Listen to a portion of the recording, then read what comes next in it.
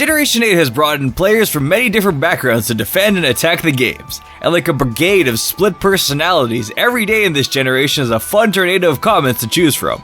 So to round it all off and appeal to everyone, we'll be continuing our series of top 10 Pokemon from every region with the worst of Gen 8. It's pretty hard to isolate only 10 Pokemon exclusively from this generation, as there aren't too many to pick from, but ho ho ho, we can definitely muster up reasons from thin air like we just have an hour left on our essay and find 10 Pokemon to just roast for various reasons, and get like a B at least. Hope you're all having a good day, and welcome to the top 10 worst Gen 8 Pokemon. Number 10. Hatchroom. Design-wise, I do enjoy this Pokemon line. It's a nice group of physics, well, psychics too, but that first part wasn't intended, with a little fairy at the end to really spice things up. The problem here is this Pokédex entry which reads, no matter who you are, if you bring strong emotions near this Pokemon, it will silence you violently. Should we just not feel? Are we too human for this kind? What kind of friend or teammate is this to thread around where regardless of your bond or who you are, you still must not feel past a certain level or tantrums are outbound? Is a violent silence this long-winded argument, or will it just attack you? Is that not a strong feeling from itself? Does it react to its own strong feelings and result in double the silence towards you because now you're both feeling strongly together? Are Hatchroom and I on some masochistic wavelength like a Discord call between two haters and 300 ping, but neither of us wants to leave the call first to exert dominance? Is this why return and frustration were removed from the games? We can't just be removing moves from a game because puberty may be upon us. Apparently the Pokédex entry in Pokemon Shield reads, using the braids on its head, it pummels foes to get them to quiet down. One blow from those braids would knock out a professional boxer. So we're just going full violent silence here. You think it'd take down Mayweather?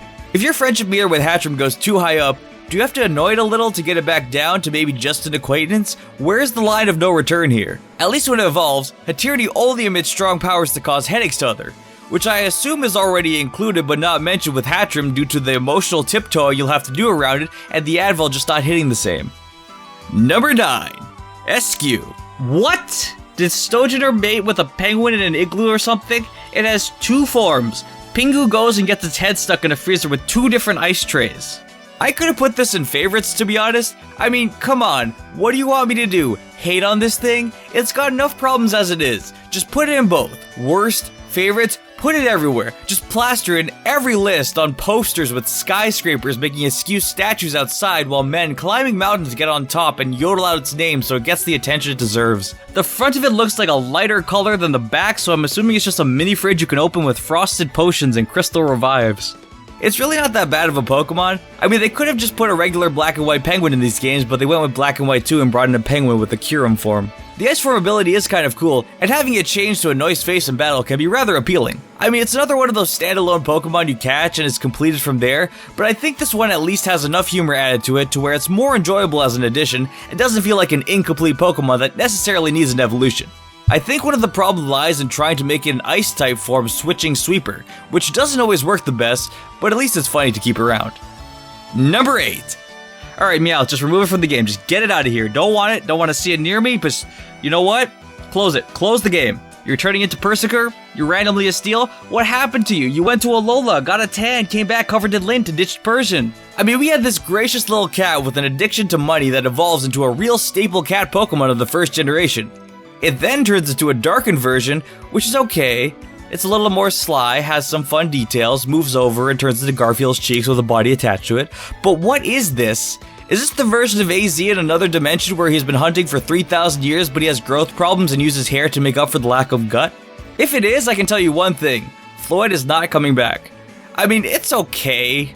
I mean, the most pleasing part about this Pokemon is that it's like a perfectly shaped eggish oval like Shieldon's head but covered in metal fur.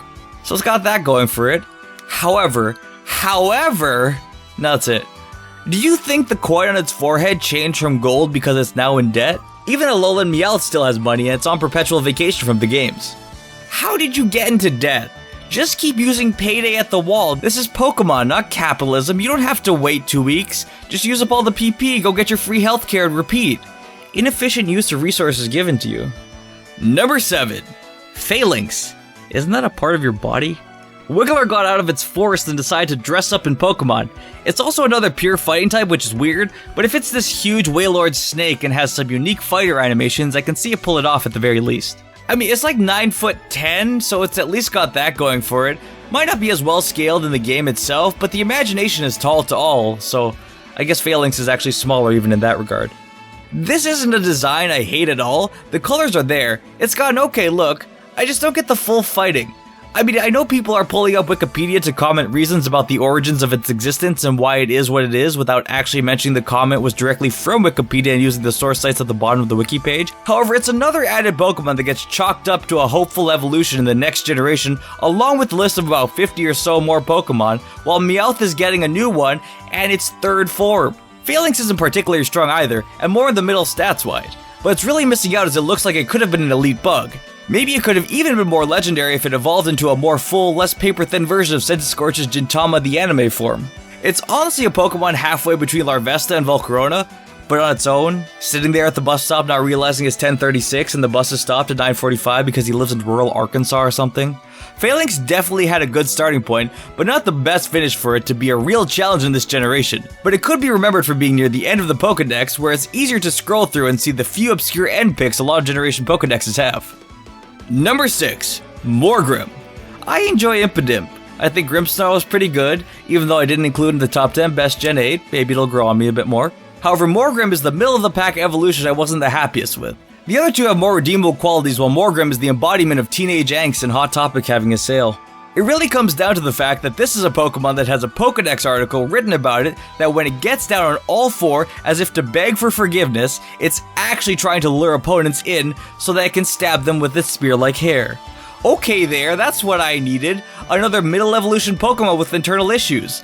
I know Game Freak has to tone it down, so if you just take off the spear-like hair part, I imagine it taking out a little RuneScape knife and just lunging for a gut.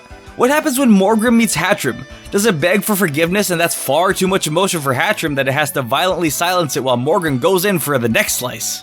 Is this like a cup of Coke and a bunch of Mentos had an argument? Am I seeing what it's like when two people actually want to work on the group project together but they're completely different people? Impidimp isn't even that bad, it just takes in some annoying vibes from people around it and thrives off the negative energy. I mean, that's not good either, but I'm not afraid of getting stabbed by Dobby over here. I'm more concerned with it evolving into Gollum when no one notices because they'll get on all fours and pretend it wants to be freed. Imagine that, Dobby gets replaced with Morgrim and Harry Potter goes to save him as he's begging and just wham, in goes the knife and the movie ends. Number 5. Persiker. I had to separate Meowth from its new evolution. These are just two different forms of decision making needing two different sections. Already by comparison to Persian, it's just a huge step down, where you see the full concept of Persian as an evolution compared to Persiker the miniature mutant dwarf. It's not even significantly stronger. It might be Persian in a battle with his typing, but it's not over the top powerful and doesn't give a big reason to swap over to this. If we even remove the comparison and judge it on its own, it's still not looking good. It has the same problems some had with Sirfetch'd, where it doesn't look like a completed evolution and might have been wanted as a huge towering bird for more completion. I don't hate Sirfetch'd at all, I think it's a great addition and actually a pretty nice design. That's just the best situation I could bring up for Persiker from Galarian Meowth. I mean, a good Galarian form to bring up is Yamask. So I gotta update my shirts now? I mean, that's a definite yes, but I meant the Yamask ones. Where it evolves into Runerigus and takes a completely different turn to Cofagrigus, but manages to get itself into a lore-filled adventure of growth and changing backstory in a new region with a still complete-looking design to rival its predecessor. Even Zigzagoon to Obstagoon with a little Lanoon in the middle gives you that whole feeling altogether. It's just a really weird add-on to the Meowth family, and even when I thought it was its own solo Pokemon, I wasn't looking forward to it all that much. If it evolved further into its own Obstagoon, however, then maybe we could make it a little lower on this list. But still here. Number 4. Indeedee. Sometimes normal Pokemon can just be the biggest flip of a coin for designs. I know it's psychic, but the design overall looks more focused on its normal typing. And with Indeedee having two forms like Audino's uncle and aunt from the 50s who came to visit, you might just not pick up the phone and pretend you aren't home. I don't think they bring any particular power to a team with them being rather weak. Maybe they could have given them a funny gimmick ability where they power up if you have one of each gender on a team, and not just helping hand. You can erase the comment. I mean, maybe it'd be soothing to have both of them in a double battle beside one another, so it's got that going for them. But I don't think it'd be allowed competitively because it's the same species of Pokemon compared to Plusle and Minun, so unless you've got your black glasses to attach to one of them, it might not be feasible. They're okay. I mean, they're just okay. A little basic, but not the worst addition as a design, because I can at least see some childlike fun emitting from their fluffy look to appease a portion of the Pokemon player demographic, so they do a good job at that. At the very least, they are a bit of a nuanced animal, so I don't mind their addition at all. Number 3. Stunfisk. I don't think this version is going to be able to maintain as many memes as the original Stunfisk was able to do, so the depreciation of this Pokemon at the meme market might lead to a worse return on investment.